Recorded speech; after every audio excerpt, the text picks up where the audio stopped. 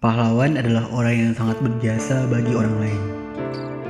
Mereka rela mengorbankan harta, bahkan jiwa mereka untuk kebaikan orang lain. Tidak hanya itu, pahlawan adalah orang-orang berani dan tidak pernah berharap imbalan atau sanjungan dari orang lain. Mereka hanya berharap bisa membantu orang lain dan membuat kehidupan menjadi lebih baik. Negeri kita memiliki para pahlawan yang sangat berjasa bagi bangsa ini. Mereka bukanlah pahlawan-pahlawan yang memiliki kekuatan super seperti yang ada di komik-komik. Tetapi mereka adalah putra-putri bangsa yang telah gugur demi merebut kemerdekaan dari tangan penjajah. Mereka itulah pahlawan nasional kita. Tanpa adanya mereka, mungkin kita semua masih berada dalam belenggu penjajahan. Tanpa mereka juga tidak ada Indonesia. Tanpa mereka pula, mungkin saat ini tidak ada bangsa Indonesia.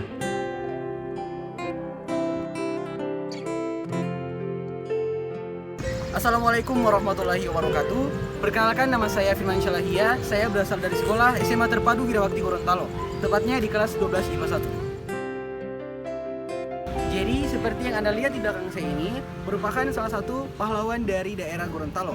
Berbicara tentang pahlawan, saya akan menceritakan tentang pahlawan Yosudarso. Pahlawan nasional ini kerap dijadikan nama jalan protokol hingga nama sebuah pulau untuk menghormatinya. Tanpa jasa beliau di masa lalu, kawasan Irian Jaya Barat bisa saja menjadi milik Belanda dan Angkatan Laut Indonesia tidak akan bisa berkembang pesat seperti sekarang ini. Yosudarso berjuang habis-habisan untuk membela NKRI. Bahkan beliau rela mengorbankan jiwa dan raganya untuk membela negeri tanpa rasa takut. Indonesia adalah harga mati yang dipegang teguh oleh Yosudarso hingga akhirnya ia berakhir dan meninggal di samudra yang mencintainya. Baiklah, yang pertama akan saya jelaskan terkait masa kecil Yosudarso. Yosapat Sudarso atau lebih dikenal dengan Yosudarso adalah salah satu orang hebat yang terkenal di kalangan Angkatan Laut Indonesia. Beliau lahir dari keluarga terdidik dengan ayah bernama Soekarno Darmo Prawiro yang berprofesi polisi dan ibu bernama Mariam. Sejak kecil, Yosudarso sudah dididik dengan keras oleh ayahnya sehingga menjadi pribadi yang cerdas, tegas, dan memiliki sopan santun yang tinggi. Setelah menamatkan HIS yang setingkat dengan SD, Yosudarso ke Muntilan untuk masuk sekolah guru. Sayangnya, saat Jepang masuk negeri ini, beliau tidak bisa melanjutkannya. Selepas dari sini, Yosudarso masuk ke sekolah tinggi pelayaran dan akhirnya menjadi lulusan terbaik.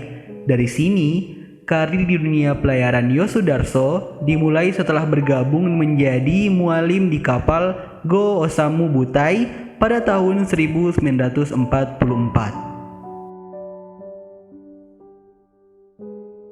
Baiklah, yang kedua akan saya jelaskan terkait Yosudarso bergabung dengan BKR Laut. Setelah Indonesia memproklamasikan kemerdekaannya pada tahun 1945, Yosudarso mulai bergabung dengan BKR Laut yang kelak menjadi Angkatan Laut Republik Indonesia. Di lembaga ini, beliau mulai ikut berbagai macam misi kelautan, mulai dari pengamanan laut hingga mengatasi konflik di berbagai daerah saat Belanda datang dan mengadakan agresi militer sebanyak 2 kali. Pasca kemerdekaan Indonesia diakui secara de jure oleh negara di dunia, Yosudarso mulai dipercaya sebagai komandan kapal. Berkat kehebatannya dalam berbagai misi kelautan, dia diberi tanggung jawab untuk memimpin KRI Alu. Lalu berturut-turut secara bergantian KRI Gajah Mada, KRI Raja Wali, dan yang terakhir adalah KRI Patimura.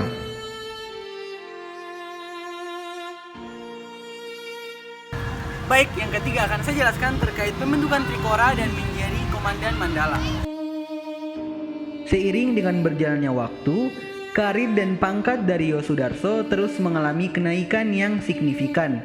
Sebelumnya, dia hanya ditugasi sebagai deputi operasi. Selanjutnya, dia menjadi letnan kolonel, dan komdor, laksamana muda. Prestasi dari Yosudarso yang tidak ada habisnya membuat beliau terus menjadi perhatian banyak pihak terutama di lingkungan Angkatan Laut.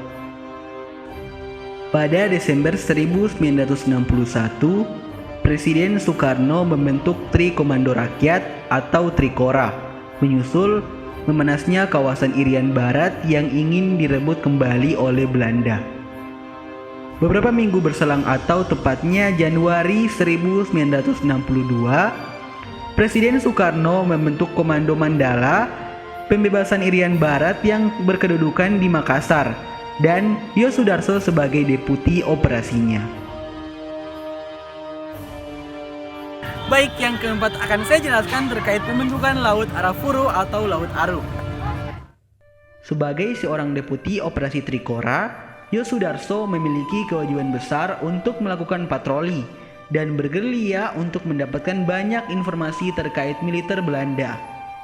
Apa yang dilakukan oleh Yosudarso ternyata sudah dicium oleh militer Belanda yang memiliki persenjataan lebih kuat.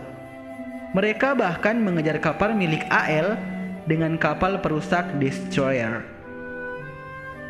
Pada tanggal 15 Januari saat Yosudarso berkeliling dengan KRI Macan Tutul, KRI Macan Kumbang, dan KRI Harimau, Belanda mulai menyerang. Akhirnya, perang terbuka di tengah lautan tidak bisa dihindarkan. Belanda terus menyerang sehingga membuat KRI Macan Tutul yang dinaiki Yosudarso tumbang dan akhirnya tenggelam di lautan. Beliau gugur dengan para awak kapal lain sebagai seorang pejuang yang gagah berani membela Indonesia.